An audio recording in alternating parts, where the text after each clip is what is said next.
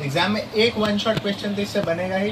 सबसे पहले बनाएंगे ट्रेडिंग प्रोफॉर्मा पर्टिकुलर अमाउंट कोई अमाउंट नया बच्चा होगा उसके लिए पूरा बना। Profit and loss account particular amount, ये दोनों से इससे हम निकालेंगे अपना gross profit, gross loss. Gross profit Gross mostly loss loss वाले। ही होता है। अगर लॉस होगा तो उसको हम क्रेडिट साइड में लिखेंगे, वरना इसके यहाँ पे लिखेंगे टू। बाय इससे हम निकालेंगे अपना टू नेट प्रॉफिट। लॉस होगा तो हाँ बाय नेट लॉस लिखेंगे।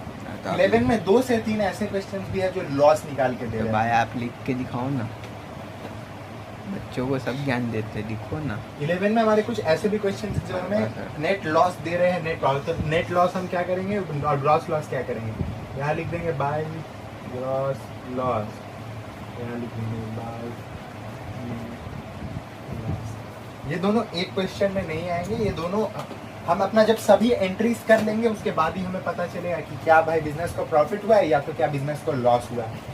प्रॉफिट क्या लॉस क्या, यहाँ पे हम जितना एक्सपेंस है उसको लिखेंगे, जितना इनकम है उसको लिखेंगे नेट लॉस। यहाँ पे जितना ट्रेडिंग में एक्सपेंस है मोस्टली यहाँ purchase, opening stock, carriage inward, wages, यही सब आता है। और यहाँ पे क्या आता है सेल्स और क्लोजिंग स्टॉक। क्लोजिंग स्टॉक भी एक एडजस्टमेंट है। जो लोग 10 में कॉमर्स लिए उन लोग को तो पता ही होगा, क्लोजिंग स्टॉक भी एक एडजस्टमेंट है। वो हमारा ट्रेडिंग में आता है यहाँ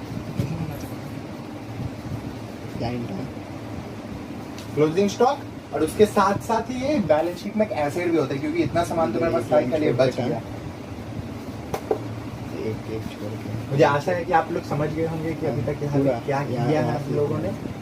फाइनल अकाउंट्स हमने बनाना सीखा, इसके बाद हमें बैलेंस शीट बनाना होता है।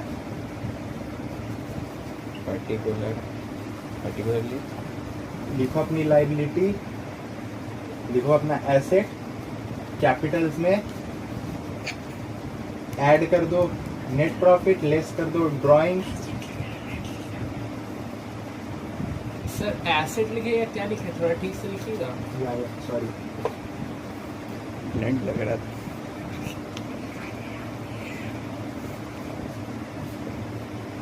अभी भी नहीं लिखे।